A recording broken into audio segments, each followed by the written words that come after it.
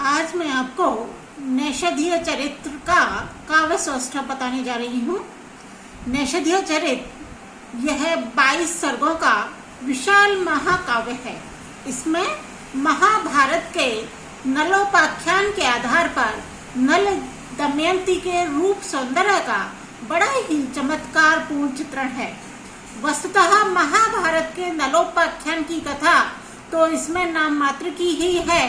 केवल उस कथा के थोड़े से अंश को लेकर ही कवि ने इसमें अपनी मौलिक कल्पनाओं एवं सुंदर सुंदर उद्भावनाओं तथा उत्प्रेक्षाओं द्वारा पर्याप्त मात्रा में काव्योचित परिवर्तन कर दिया है और अति लघु कथानक पर इतने विशाल काव्य की रचना की है। यह श्री हर्ष की मौलिकता का प्रतीक है। इस ग्रंथ में नल दमयंती के प्रेम विवाह, विरह मिलन, प्रेम क्रीड़ा और दोनों का सौंदर्य चित्रण ही मुख्यतः किया गया है। शेष उनकी जीवन घटनाओं पर कवि की दृष्टि नहीं गई है।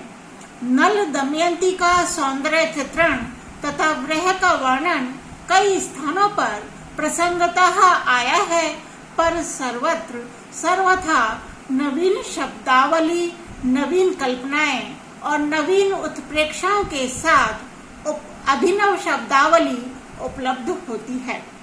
सत्य ही है कि एक ही प्रसंग का अनेक श्लोकों में तथा अनेक स्थलों पर वर्णन करते हुए भी नवीन शब्द एवं नवीन अर्थ सौष्ठव को बनाए रखना श्री हर्ष जैसे महाकवि का ही काम है।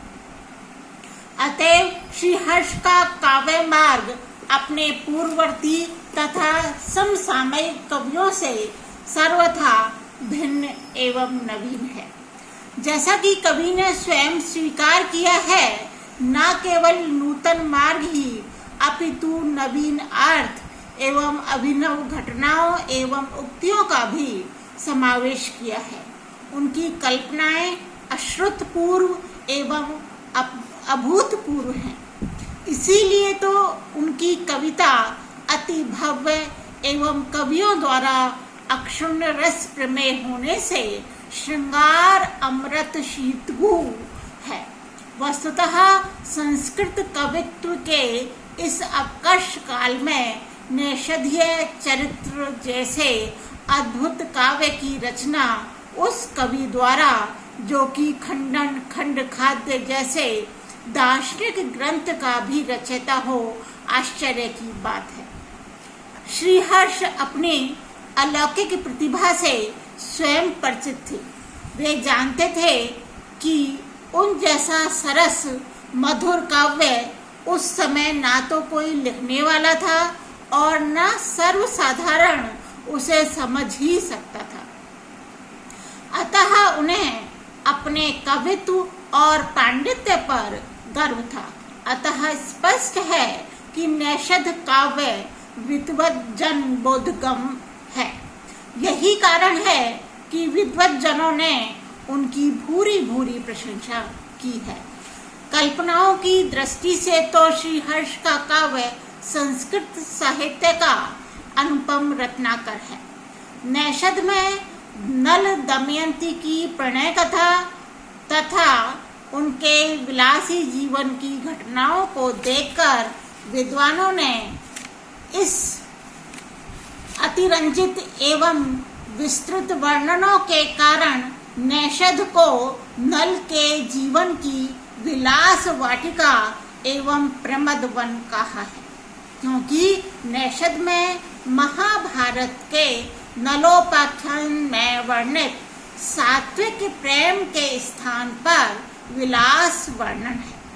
नैसर्गिकता के स्थान पर कृत्रिमता है और श्री हर्ष का श्रृंगार चित्रण कवि हृदय का श्रृंगार न होकर काम शास्त्र पर आधारित है।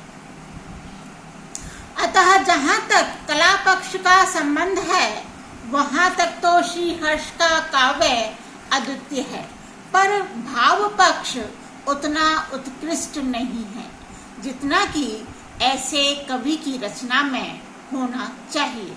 अतः इनका काव्य विद्वत जनों को भले ही रुचिकर प्रतीत हो, पर विदग्ध कवियों के लिए उसमें कृत्रिमता और कल्पनाओं की ऊंची उड़ानें ही मिलेंगी। उदाहरणार्थ नैषध के 14वें और 18वें सर्ग में द्रष्टव्य है। नैषध की यह आलोचना निष्पक्ष नहीं कही जा सकती, क्योंकि प्रत्येक कवि की कृति उसके युग के अनुकूल होती है। अतः किसी कृति की आलोचना उस युग की मान्यताओं के अनुरूप ही होनी चाहिए। नैषधीय चरित की रचना अलंकृति युग की रचना है। इस युग की कृतियों में अलंकृत शैली ही मान्य थी, अतः यह कृति भी युग अनुरूप है और समीक्षण भी युग की मान्यताओं के अनुरूप ही होना चाहिए। इस दृष्टि से नैषध में कृत्रिमता या विलासिता देखना युगीन मान्यताओं के विरुद्ध है। निश्चय ही यह काव्य इस युग की महनीय कृति है। यदि अलंकृति काल की पृष्ठभूमि में इसका मूल्यांकन किया जाए तो इस काव्य को बृहत त्रयी का सर्वोत्कृष्ट काव्य मानना पड़ेगा, क्योंकि यदि कालिदास में उपमा का वैशिष्ट्य है और भारवी में जो इस अलंकृत शैली के जन्मदाता कहे जाते हैं अर्थ गौरव का वैशिष्ट्य है, और माघ में उपमा, अर्थ गौरव और पद लालित्य भी है, जैसा कि माघे संति त्रयो गुणः इस उक्ति से ज्ञात होता है। तो महाकवि श्रीहर्ष में उपमा, अर्थ गौरव तथा पद लालित्य इन तीनों का समस्त महाकाव्य में विद्वत्तापूर्ण संयोजन है। इसके अतिरिक्त कल्पनाओं एवं उत्प्रेक्षाओं के वैशिष्ट्य में तथा अभूतपूर्व कलात्मकता में तो नैषधीय चरित सर्वोत्कृष्ट कृति है। इसके आगे भारवी और माघ की कृतियां फीकी पड़ जाती हैं। अतः यह उक्ति सर्वथा सत्य है।